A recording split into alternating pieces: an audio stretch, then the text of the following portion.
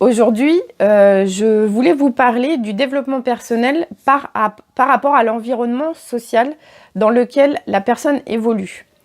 Car comme tout système, le développement personnel a ses propres limites. En fait, j'ai eu cette réflexion en voyant des personnes qui, malgré la mise en place de bonnes stratégies, ne parvenaient pas à faire aboutir leur projet. Et c'est là que j'ai pensé aborder en fait leurs difficultés par le biais de la psychologie sociale. Donc, pour commencer, nous sommes dans une société qui, depuis un certain temps, nous distille une idéologie qu'on appelle méritocratique.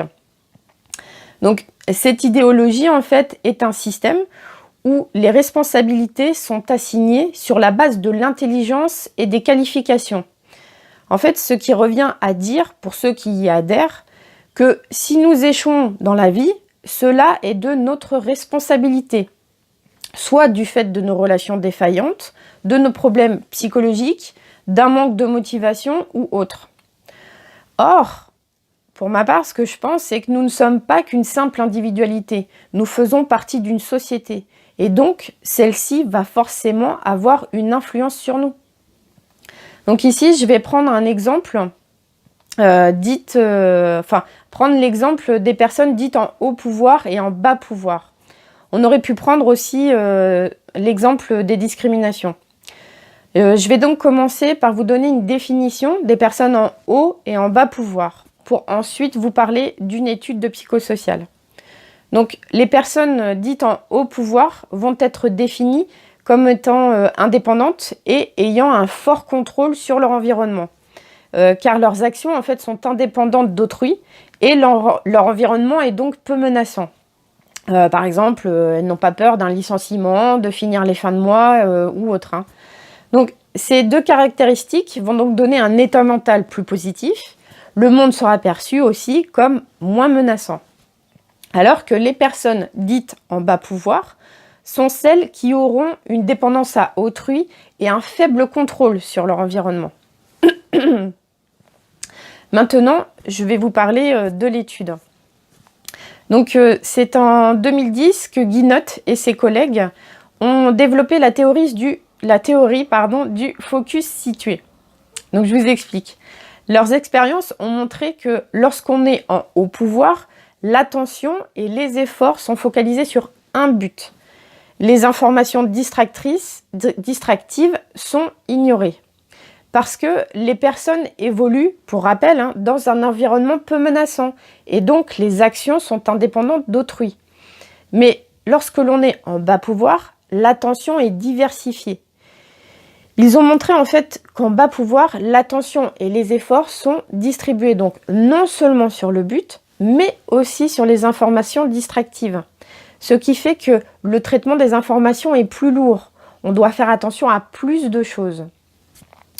On voit donc ici que ces caractéristiques sociales du pouvoir vont donc avoir un effet sur le fonctionnement des personnes au niveau mental, affectif et au niveau de la perception de l'environnement et de la façon dont on va appréhender cet environnement. C'est pour cela que le coaching en développement personnel doit absolument prendre en compte l'écosystème dans lequel évolue la personne.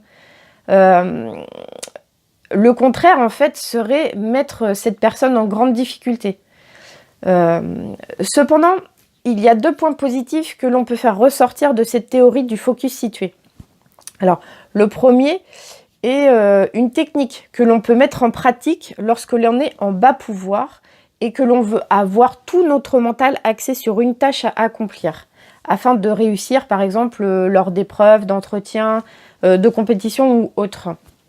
C'est ce qu'on appelle l'induction du haut pouvoir, ou autrement dit, comment se mettre dans un bon conditionnement mental pour réussir. Donc, cette induction peut se faire soit en se racontant des scénarios, c'est-à-dire en visualisant ce que l'on veut, soit en se remémorant un épisode où nous étions dans une situation de réussite. Donc, ces 2 inductions vont nous conditionner au niveau de notre comportement, de notre gestuelle aussi, symbolisant cet état, mais aussi mentalement. Donc, elles vont nous aider à avoir un focus situé sur notre objectif. Le deuxième point positif aussi que je peux citer ici, c'est que cet état de bas pouvoir peut être aussi une force, dans le sens où notre attention englobera en fait beaucoup plus de choses qu'en haut pouvoir. Ce qui nous permettra peut-être plus facilement d'anticiper des choses et de prendre en considération plus d'éléments que des personnes en haut pouvoir ayant un focus situé sur un but. Donc vous voyez, ce qui paraît une faiblesse peut naître une force, un avantage, celle d'aborder en fait une situation sous des angles qu'un haut pouvoir n'aurait pas perçus. C'est pourquoi que l'on soit en haut ou en bas pouvoir, il sera toujours beaucoup plus intéressant et constructif de travailler ensemble, en coopération, que dans une lutte de pouvoir. Donc le développement personnel est en cela une aide précieuse. Faire ressortir en fait le meilleur d'une personne sans oublier surtout le contexte dans lequel cette personne évolue. Voilà. Vous pouvez retrouver l'article correspondant de cette vidéo sur le blog de chafirme.fr. Et si vous avez des questions plus particulières, surtout n'hésitez pas à prendre contact avec moi. Voilà. Prenez soin de vous.